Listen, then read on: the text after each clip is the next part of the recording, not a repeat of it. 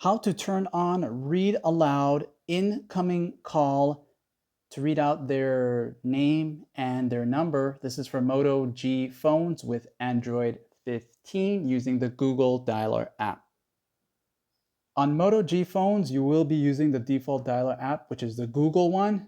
And as you enter here, you'll go to the three dots found at the top right, this one right there.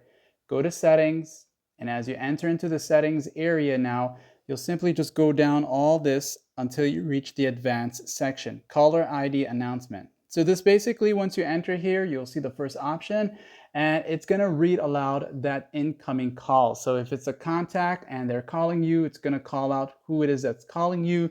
And you can choose for this to read out always, which basically means whether you have something connected to your phone, a headphones, your car speakers, or just your phone speaker itself, it will read it aloud. If you choose this one here, only when using a headset, this is going to allow you to just hear the incoming call, read it aloud for you only with your headset on. And if you don't want it doing any of these, just go with never, and you should be good to go. Like and sub.